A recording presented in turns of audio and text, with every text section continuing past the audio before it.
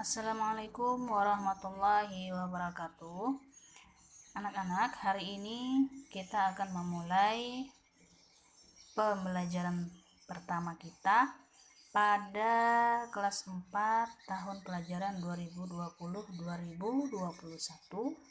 Kita akan belajar materi bahasa Indonesia.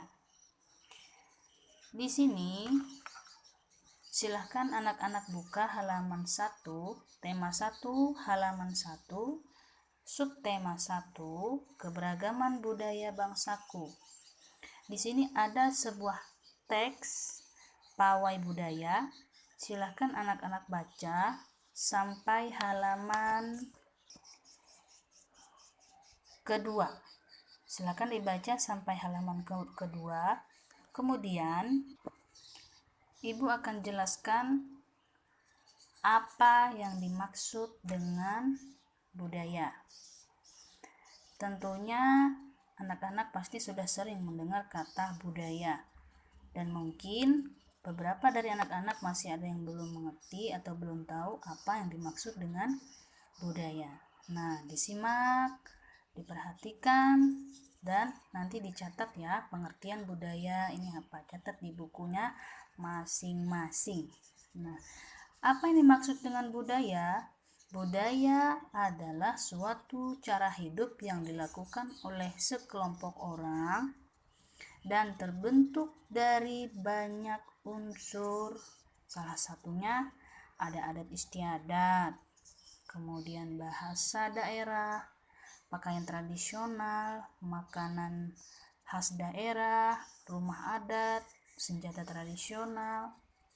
Nah, sering kita temui di tempat kita di Kota Kapuas ini. Contoh, misalkan kalau ada pawai di Kapuas ya, pawai budaya ya, ada salah satu anggota pawai yang menggunakan kuda lumping ya.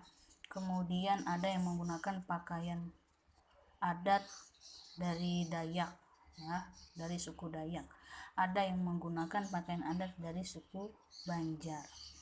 Nah, itu kan berbeda-beda. Ada Dayak, itu ada suku Dayak, suku Banjar, kemudian suku Jawa ya. Kuda lumping itu berasal dari suku Jawa. Itu suku juga termasuk dari budaya. Nah, jadi semua yang Ibu sebutkan tadi itu adalah termasuk dalam budaya. Itu tadi ya, adat istiadat contohnya. Adat istiadat itu adalah kebiasaan yang dilakukan oleh suatu kelompok pada saat-saat tertentu. Contoh misal, pada ibu hamil biasanya. Nah ya, pada ibu hamil, ketika ibu hamil memasuki usia kandungan 7 bulan, maka biasanya diadakan mandi-mandi ya. Di ibu hamilnya dihiasin pakai itu ya, bunga melati. Nah, kemudian disediakan kelapa, beras ya, kemudian itu buah pinang. Nah, itu kalau yang pernah melihat, nah itu sebenarnya termasuk pada adat istiadat. Adat istiadat itu juga termasuk pada budaya. Jadi budaya kita itu ada banyak. Budaya kita itu bermacam-macam. Bahasa. Nah, bahasa kita punya banyak, ada bahasa Dayak, bahasa Banjar, bahasa Jawa. Itu juga adalah termasuk dalam budaya.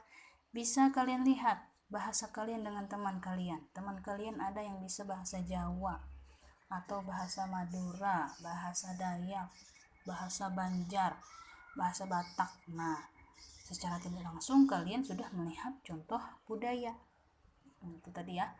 Nah, Ibu ulangi, budaya itu adalah suatu cara hidup yang dilakukan oleh sekelompok orang dan terbentuk dari banyak unsur, yaitu adat istiadat, bahasa, pakaian tradisional, suku, makanan khas daerah, rumah adat ya. Kemudian senjata tradisional. Kalau rumah adat Kalimantan Tengah adalah rumah betang, ya, rumah betang. Kalau rumah adat Jawa Tengah namanya adalah rumah joglo. Tuh ya. Nah, banyak. Kemudian silakan anak-anak buka halaman 3. Pada halaman 3 di sini ada sebuah catatan, ya. Pada setiap bacaan biasanya terdiri atas beberapa paragraf.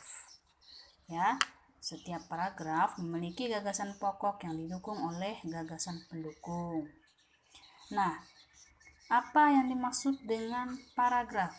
Kan di sini tertulis bahwa setiap bacaan biasanya terdiri atas beberapa paragraf, ya.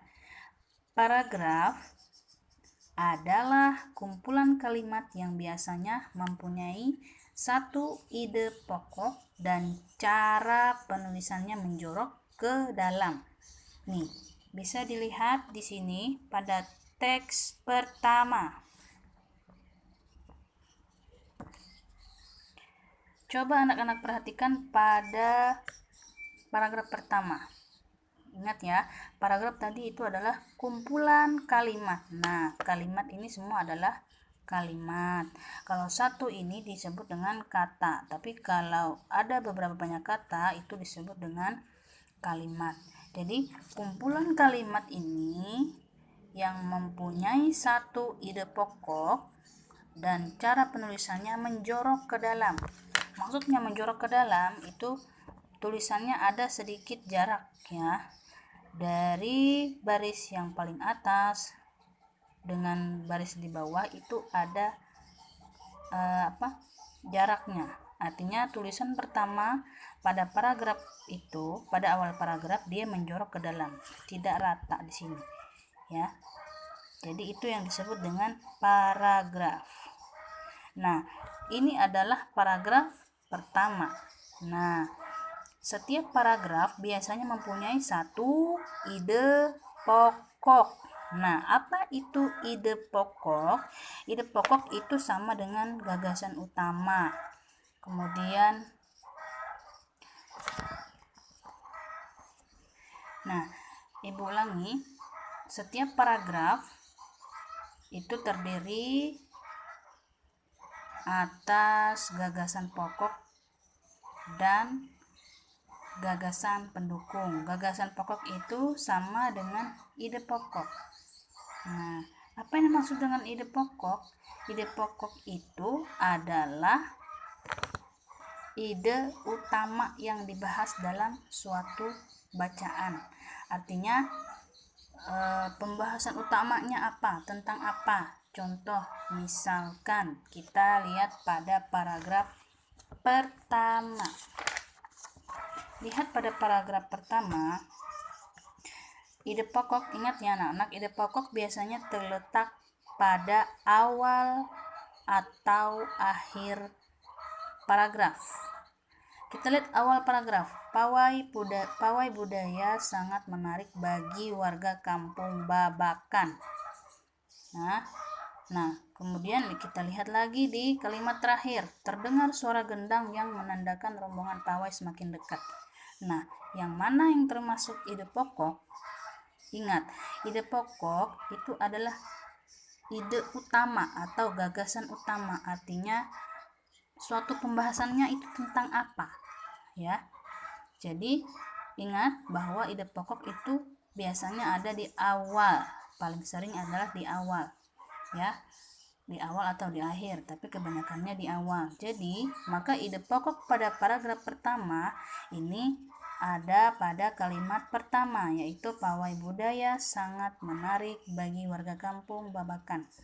Paragraf tadi paham ya? Paragraf tadi itu adalah tulisan yang menjorok ke dalam atau kumpulan kalimat yang mengandung satu ide pokok dan tulisannya ditulis secara menjorok ke dalam pada pada kalimat pertama. Kalau ini paragraf pertama, berarti yang selanjutnya di sini ada paragraf kedua, paragraf ketiga, ya, paragraf ketiga, kemudian 4, dan paragraf kelima. Berarti